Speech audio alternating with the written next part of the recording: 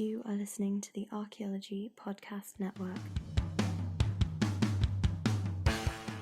Welcome to episode 9 of the Archaeotech Podcast. On today's episode, Doug and Russell interview Chris Cameron, founder of Field Technologies Incorporated, about his app business and running businesses while on the road as a traveling archaeologist. There's an MBA's worth of advice in this episode, and it can be helpful no matter what you're planning to do or are doing with your life. There are a few audio challenges with this episode. Keep in mind that when you hear them, that the three people on here are from Washington State, North Carolina, and Scotland.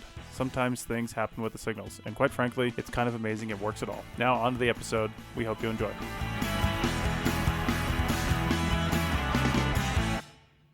So, Chris, what is your background in? Are you an archaeologist who's now working in computers? Are you a computer scientist who's now working in archaeology? So I'm an archaeologist who is now working in computers. So I went to undergrad at UNC Chapel Hill, University of North Carolina, and I was actually originally in economics, but also majored in anthropology. And then I went to University College London for my master's in archaeology. Did you do the heritage program or did you do the archaeology program there? So I did archaeology of the Eastern Mediterranean and the Middle East. So you worked with like Andy Bevan and Mark Blake and them? Yeah, I worked quite a bit with Andrew Bevan. So is that how you got interested in working with sort of computer sides and stuff? Because I know Dr. Bevan does a lot with GIS, a whole bunch of computer stuff. UCL has a bunch of stuff. I know they have their own web server up there that they play around with and all sorts of stuff. Is that how you got involved, or how did you get involved in the more sort of technical computer stuff? To be completely honest, no, I should actually drop Andy an email to see how he's doing. But I was in the field for about 7 years.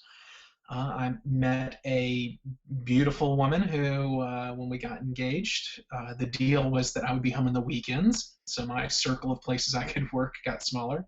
And then when we had our daughter, the deal was that I would be home full time. So I was looking for a way to try out something new, work for myself, but also at the same time stay connected to archaeology because I love it, and I still get out a few times a year to do the odd survey if it's local, just to get some exercise and fresh air. And your technical skills, you said you'd done economics and anthropology and then archaeology of the Eastern Mediterranean. How did you pick up all your different sort of technical skills and working with iPads and stuff like that you're working on now? Yeah, so as far as coding, I guess it's one of those things where I can read other people's work, but I am limited in what I can do myself. We have several developers, that are constantly working on stuff here for Field Technologies. So I don't do the heavy lifting for that. I do a little, Visual Basic and a little Swift, but not. I did not write most of the app. I mostly can look at other people's work. So, but that's helpful because it means, there's still quite a bit of a learning curve doing that, but it means that I can translate what the developers say to what we need and take care of, it just makes it easier to communicate. So you have a bit more of a management interaction role with your organization. Yes, so I am the chief financial officer, but also the director of marketing. But obviously, is the person in-house who's had the most field experience and up and down the ladder in different positions. I was key in the design, but not the implementation of Archaeogen and some other stuff that we're working on right now. I believe Russell has a question for you about work life and how that works out with archaeology. Yeah, Chris, I have to feel that I sympathize with you because I'm sitting here bouncing my son Nova on my knee while we're recording this podcast, and that's one of the main reasons that I started my own business was to somehow have a way to keep my hand in archaeology, but also, be at home most nights and see my wife and see my son as he's growing up. So it's really neat to hear that you took that leap because I think sometimes that's hard to see how, if you don't go the traditional route in archaeology, how are you going to be able to keep up with it? Yeah, and I might still be looking for a job in a few months. We'll see. I'll see how this pans out. But so far, we've been getting really good traction and a lot of we have projects planned with a mix of academics, contractors, and agencies in 4 states right now. So if we can just keep doing like we've been doing, I think it'll all work out.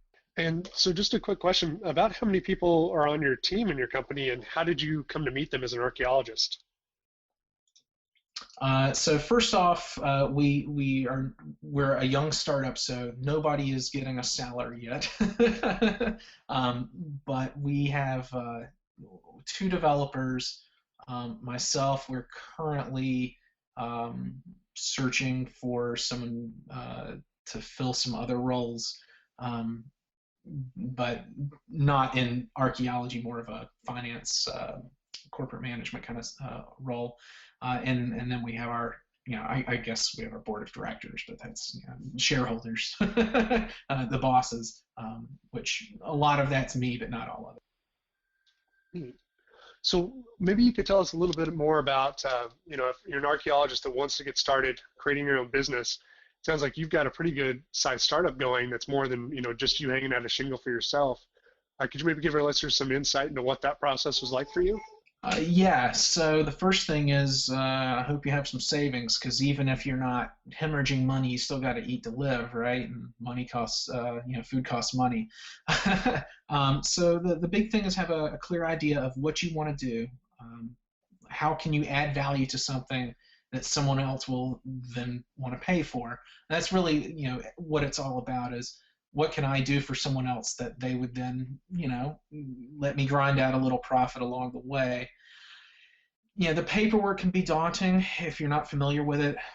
I ran some side businesses while I was in the field because, you get back to your hotel room, you're not where you want to be, which is home, but not getting paid for it either. So I had some experience at least in, incorporating and starting up a business. You could probably get started for $300. You can incorporate a business, set up some bank accounts, get a corporate credit card. The big thing is if you have halfway decent credit, because you'll have to co-sign for anything. And then the big thing is just make sure that you work on something every day, because you have to be very self because it helps to write down a goal and then every day do something. You got to do something, even if it's not real useful, and you have to go back and redo it later. Just staying in motion is very important. So just one question, and I'll let kind of Doug take over. Chris, what other businesses did you run that, because I've read a lot of statistics on startups especially, far better odds of succeeding in your second, third, fourth venture than in your first. Could you maybe talk about some of those that you ran while you were a field tech? Because I know myself, that's how I taught myself coding, was at night on my MacBook sitting in the middle of a hotel in Wells, Nevada with not much else to do in town. Yeah, absolutely. So let's see. Originally, way back in the day, back during the Great Recession, I tried to start a T-shirt business. It did not do very well. I did not lose money, but I didn't sell very many T-shirts. It's a crowded market. And then later, I tried to start a company that basically did lead generation for CRM firms. Again, didn't lose money, but could not support myself with that. And then much more successfully on the side the last few years, I was into search engine optimization for as a contractor for clients that wanted to advertise online. Like when you type in something in Google and you see a bunch of ads on the right-hand side. I had a few clients that I helped for them, and it's a eat what you could kill model. Like I think my biggest client sold vacuum cleaner bags, easyvacuum.com or something like that. And then obviously this is the first time that I've actually tried to make a full-time job out of a startup. When you branched out into doing SEO, did you start out with, I guess, archaeology and sort of heritage in that area, or how'd you get started into sort of doing search engine optimization? Yeah, so this was a few years ago, so it was much less automated now. I'm sure now you see a lot of the clickbait stuff like 3 weird tricks to do whatever. A lot of that stuff is automated now. It was more of a Wild West. Anybody could learn by doing, especially since I was operating under an eat what you kill model. If I couldn't provide conversions for clients under the agreed upon price, I didn't get paid. Now, obviously, they could lose money too if I blew out the budget, but I wasn't getting any of it. So it was very much a learn by doing, and I think it was. I think I finally figured out really a lot of the tricks that worked at the time. I think it was the client was a plastic surgeon in California or something that was advertising. So, but it's not something that you can easily get into as a small player now, because a lot of it is getting automated. So the only clients that are really up for grabs are those that do like daily or weekly sales, things that need a lot of maintenance and updating constantly, because things that are more static campaigns really can just survive in automation now. And why did you go from search engine optimization to your current job working on tablets and automating fieldwork for archaeologists? Well, I wanted to support myself while I was at home, and this was a little more vision. The SEO work was mostly I'm stuck in a hotel room. What else? I might as well make a little money while I'm doing it. Whereas this is actually more passion driven, because it's archaeology. I love archaeology. I want to make it faster, more reliable, and more enjoyable for people. If people don't have to push as much paper, then they can dig more holes. And if you dig more holes, you find more cool stuff, and you can learn things and have good times. I don't think anybody goes onto a project and comes off saying, man, the best part of that survey, oh man, I just really enjoyed filling out all those shuffle test forms. Man, paperwork, that's the best part. So much fun. Earlier you'd mentioned you'd met your wife doing archaeology. Did I hear that correctly? No, I met her online. It works. Well, I guess archaeology had something to do with it, because a good friend of mine, Richard Friedman, was on eHarmony, and a bunch of us had gone out drinking. We were working some job in Pennsylvania, came back to the hotel, and he was like, oh, I had a reputation. I don't know if it was deserved or not at the time for being good with words. And he wanted my help in writing an email reply to some girl he was communicating with on eHarmony. Anyway, then we get back out to the picnic table in the hotel courtyard, and we keep drinking with our friends. We kept drinking and kept drinking. I woke up the next morning, and I had an email in my inbox that I had signed up for eHarmony. So I'd paid for it for 3 months, unbeknownst to me. I have no idea what I put in all the questions that that they find out about your personality. But it connected me to my wife. I went on only eHarmony data ever went on, and it worked out great. So yeah, kind of tangential to archaeology. If I'd not been drinking with other archaeologists, I probably wouldn't have signed up. So Chris, starting out this new business, and obviously you've started out many new businesses, what is the hardest part? Can you tell people who are possibly thinking of doing similar work what's probably the first step that they need to do, and probably what's the hardest part or what they should expect? So if it depends on if people are looking to do something on the side, which I think is a lot easier because you don't have that pressure to support yourself, or if you want to do something full time. If you want to do something full time, just remember that it's a complex problem. No one else has done it before. If they have, then the problem would be easier to solve. So you just have to break it down in pieces. Sometimes you know that there's a bottleneck ahead of you, but there's a couple problems to solve before you get there. You just have to have faith that you'll solve it when you get there. You'll cross that bridge when you come to it. And you will continue to have issues. Things will come up like, oh, there's some issue with my sales tax license, or there's some, oh, why can't I, there will be lots of things that are completely unrelated to your core business that you don't have any expertise in, that you have to deal with. Like, oh, how do I market this stuff now that I have this great product? How do I get the word out? Oh, I don't know how to advertise, especially since you think, oh, well, there's only 450 or so companies in the U.S. that do CRM, and I can just call them all up and they'll just knock down my door and be like, take my money. But things that you just don't have any expertise in and you don't expect. You just have to be patient, think about them. I'm a big fan of just breaking things down into small steps and make sure you do something, even if you have to redo it later.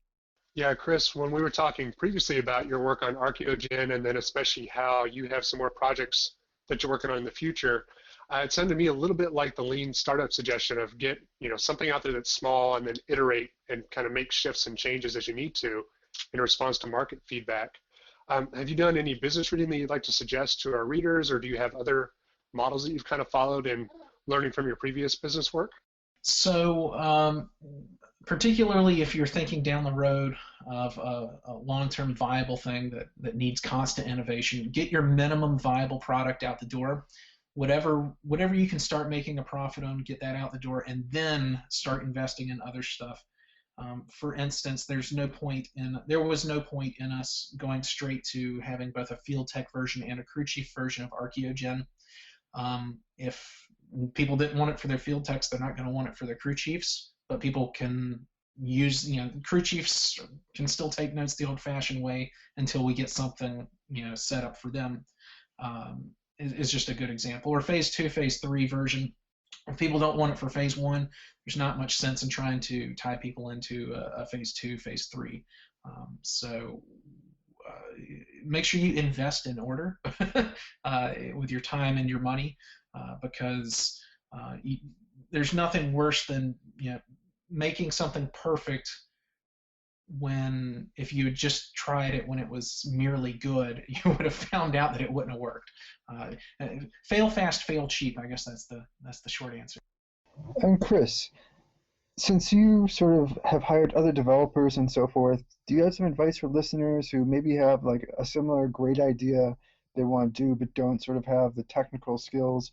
How would you go about finding someone who could do programming, and what advice would you have for hiring someone who can do programming other than, using Craigslist or Gumtree or something like that and hoping for the best?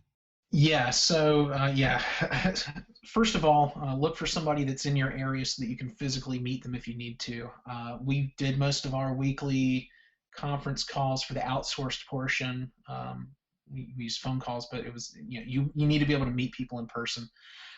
So that's the first thing, is just type into Google whatever kind of program you're trying to do, whether it's mobile, desktop, whatever.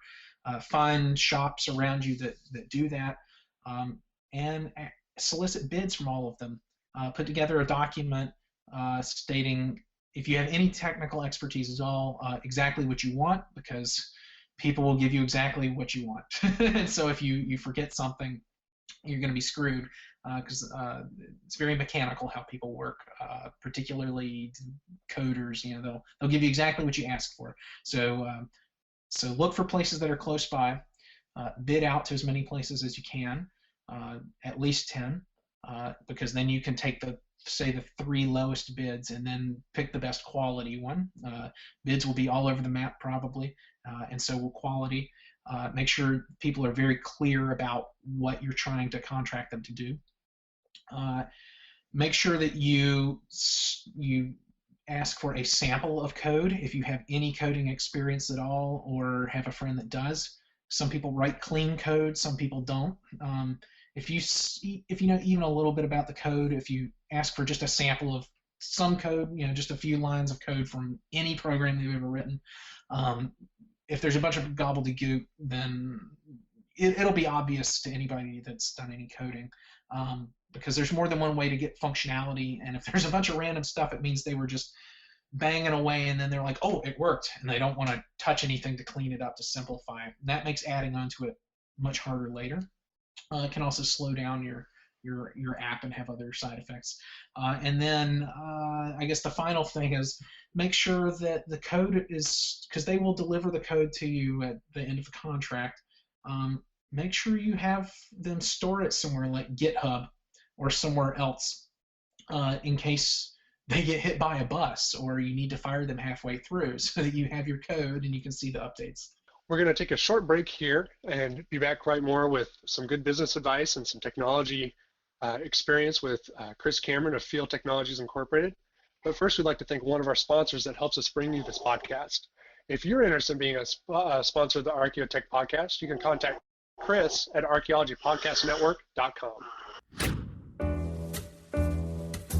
Okay, we've got Jordan from The Art of Charm back with us. Jordan, what have you had on the Art of Charm podcast lately? Actually, we had a lot of really interesting guests lately. I've had a bunch of entrepreneurs come on and talk about their mindsets and methodologies for getting ahead and kind of keeping the hustle going even when you don't feel like it.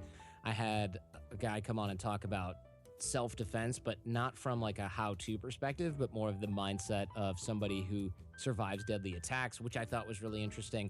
And we had the founder of Pencils of Promise, which is a really large charity that builds schools in third world countries, come and talk about actually making your kind of your passion, for lack of a better word, happen in reality. He used to be a finance guy and he bounced and started this uber successful charity. So we talk about that process as well. And we've actually had some people come on and talk about networking. One of the guys that talked about it was a military special forces guy who was in Afghanistan, and he's talking about how he built relationships with people in the Taliban and things like that to save lives. So if he can do it, we can do it for business and academic purposes, of course. Great. Yeah, I've heard a few of those already, and that Pencils for Promise one was incredibly inspiring. So what have you got coming up for the month of April? I've actually got a bunch of really talented guests coming in. I've got Gretchen Rubin. She's going to come up real soon, where she's actually talking about happiness and how your brain works and how your brain measures happiness and things we can do day to day, actual habits to help make us quote unquote happier.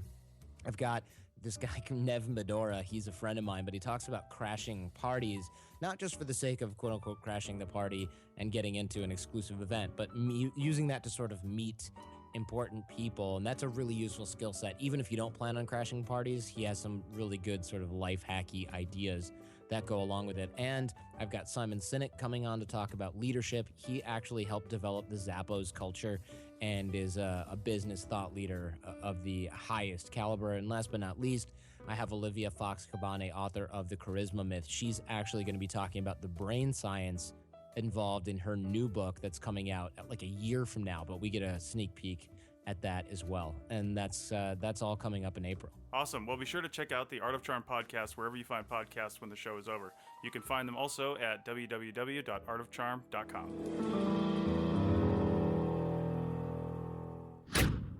So Chris, it sounds like when you're starting to talk about hiring outside developers and dealing with contracts and those other things, at what point did you find it useful in kind of this company, maybe even your previous companies, to seek the advice of a lawyer or attorney, which I think can seem daunting to many people that aren't already in business? Is, hey, big scary, I know lawyers are expensive. How does that process even work? Yeah, so lawyers are very expensive, especially good ones. You do not need a lawyer for your basic business startup, and as long as when you're contracting with a developer, you're probably fine without a lawyer.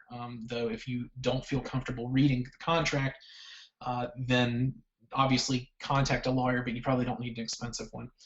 Now, once we were selling stuff, and we were no longer the customer but the seller, you start taking on a lot of liabilities. We actually use our lawyer used to be the head lawyer over at SAS. If you're familiar with them, they're a big statistical software company, and so we paid up, and it has been worth it to write our contracts because she has a lot of experience writing software contracts, particularly software as a service. So that way you can limit your liability, other people can limit theirs to you, and it makes remedying disputes a lot easier, because the worst thing is ambiguity. For instance, not knowing who, in like to take our case for example, who owns the data once it's on our servers. Well, obviously our client, you would normally say obviously the client owns their data because it's not ours. But if that's not clear, it's not clear. And that's, we can't share clients' data with other people. It's their data, they own it. And that's the kind of thing that you need lawyers for, is to make sure things are ironclad. When there's money on the table, if it's just you, hiring somebody, if it's something simple, you're probably all right without a lawyer.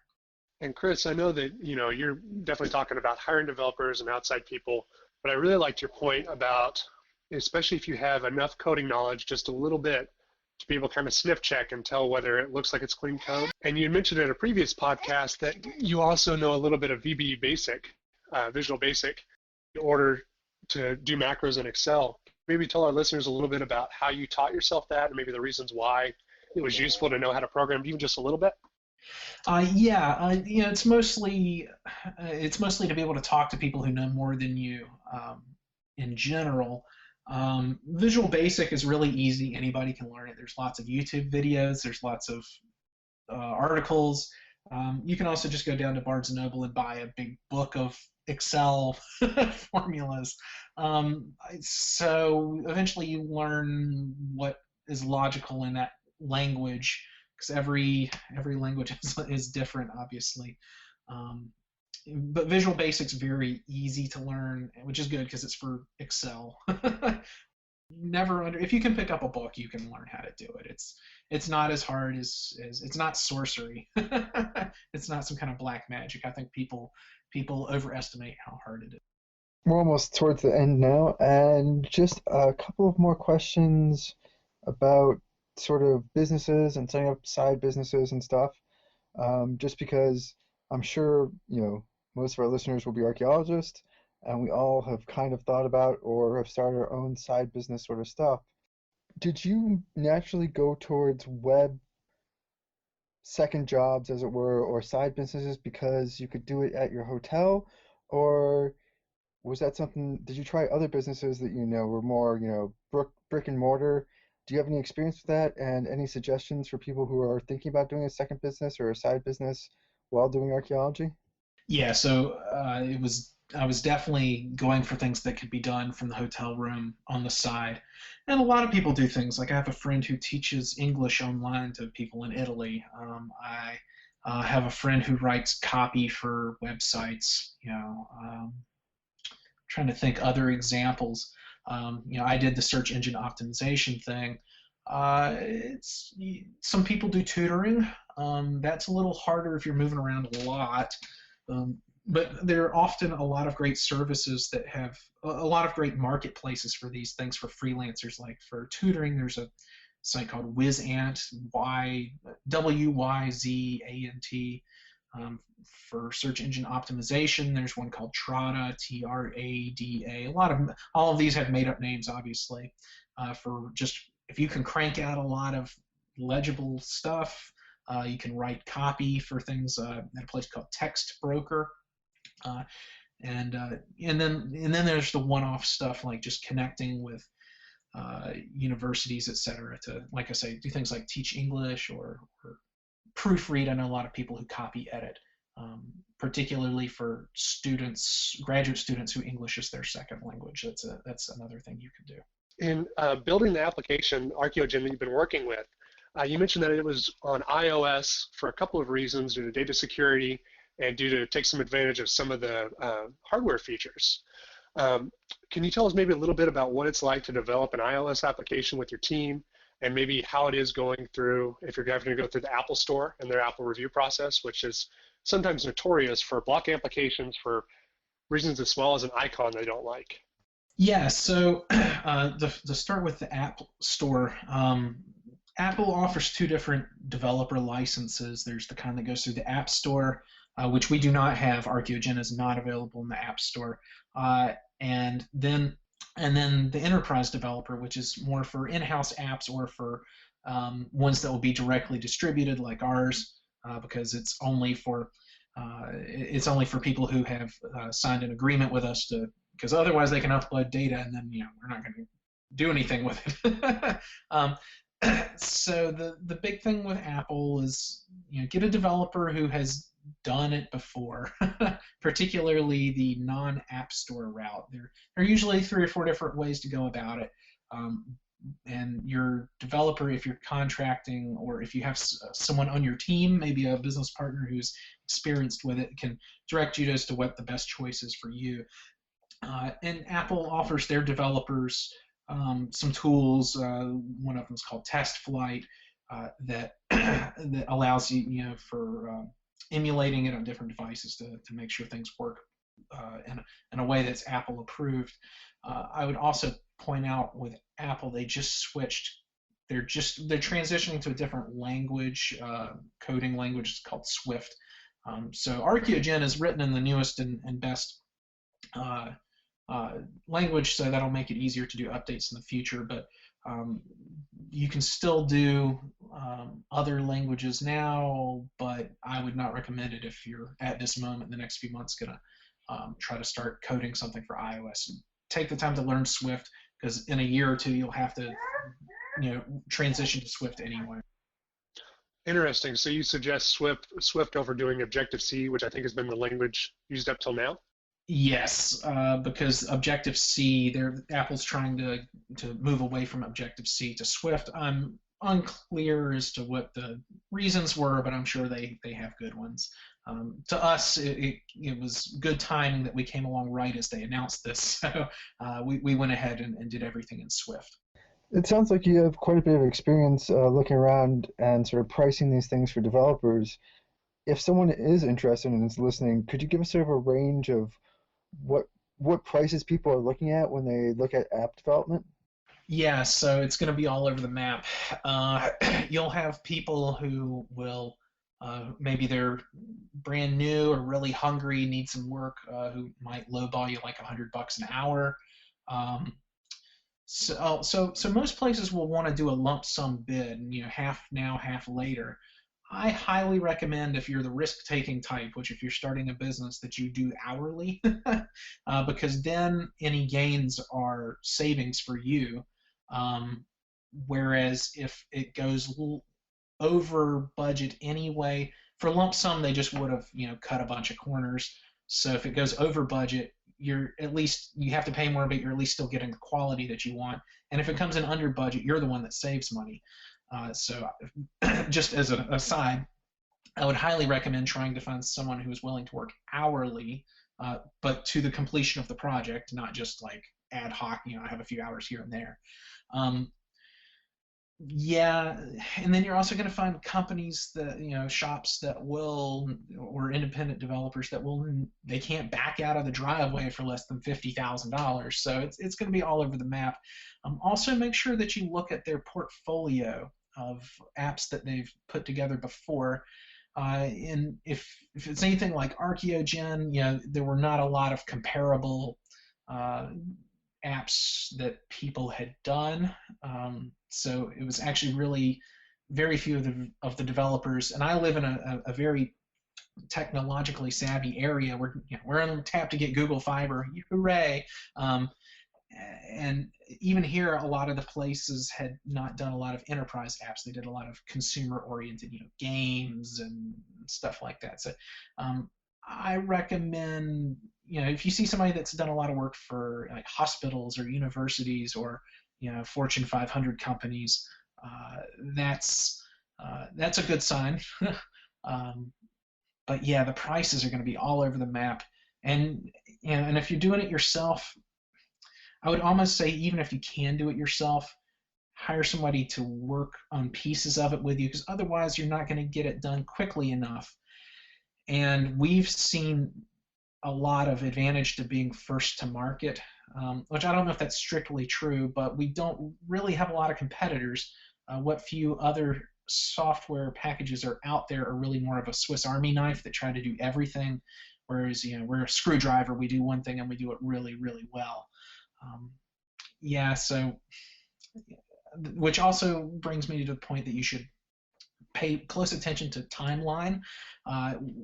When people think something will get done, because the last thing you want is developer takes your project, but then they take several other big ones, and then you're bottom of the pile because you're not a multi-million-dollar customer. um, and I would also go ahead and offer, if you have the money up front and you're not raising it as you go, offer to buy their overtime, because a lot of times, companies, they might know that they're going to be really jammed in November, but in October they have a light schedule and be happy to fill in their time with you. As long as you can get it still at the same price, not at overtime hours price, but that you'll buy as much of their time as they will give you. That is also helpful. So, Chris, I have a couple of questions based off of that. One is, what's sort of a realistic timeline people should be thinking about when they have an app? And I know this is going to vary based off of how complex the app is, but can you give us sort of an idea of, if someone's wanting to hire someone to do an app, what sort of time frame they're looking at? Yeah, it's going to vary. I would say 10 weeks is probably pushing it. A lot of it has to do with how rigorously you test it, both your alpha yourself and your beta in front of other people. And Chris, without giving away too many trade secrets there, you're talking, fairly large sums of money. Was there any tricks about how did you guys go about raising the money to pay for your app? Any advice based off of that to any of our listeners?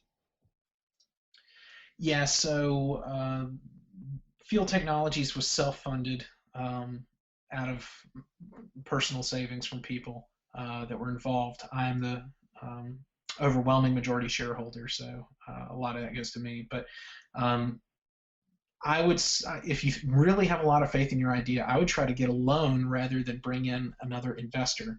Because if you really think it's going to be good, then you don't want to share the profits more than you have to. All right. Well, thank you, Chris. That was excellent. And thank you for all the advice to our listeners about setting up a company, app development, and all sorts of wonderful things. That is the end of today's episode. Thank you all for listening, and we'll see you out in the field.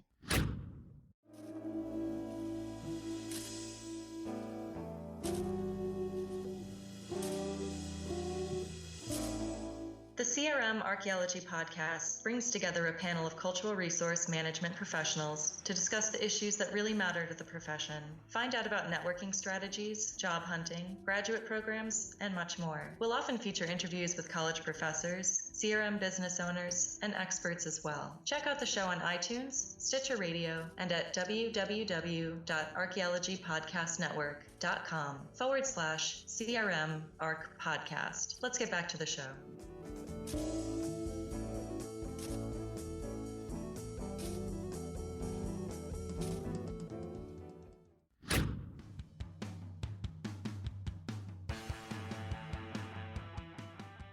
That's it for another episode of the Archaeotech Podcast.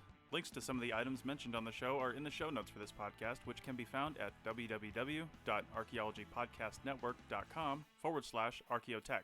If you like the show and want to comment, please do. You can leave comments about this or any other episode on the website or on the iTunes page for this episode. You can also email us at chris@archaeologypodcastnetwork.com or use the contact form on the podcast webpage. If you'd like us to answer a question on a future episode, email us. Use the contact form on the website or tweet your questions with the hashtag Archaeotech or tag @ArcPodNet in your tweet. Please share the link to this show wherever you saw it. If you'd like to subscribe to this podcast, you can do so on iTunes or on Stitcher Radio. You can also type the name of the podcast into your favorite podcasting app and subscribe that way. Don't forget to go over to iTunes and leave a review of the show. It helps us get noticed so more people can find our podcast and benefit from the content. Also, send us show suggestions and interview suggestions. We want this to be a resource for field technicians everywhere, and we want to know what you want to know about. This has been a presentation of the Archaeology Podcast Network. Visit us on the web for show notes and other podcasts at www.archaeologypodcastnetwork.com. Contact us at chris@archaeologypodcastnetwork.com. Thanks again for listening to this episode and for supporting the Archaeology Podcast Network. If you want these shows to keep going, consider becoming a member for just $7.99 US a month. That's cheaper than a venti quad eggnog latte. Go to arcpodnet.com/members for more info.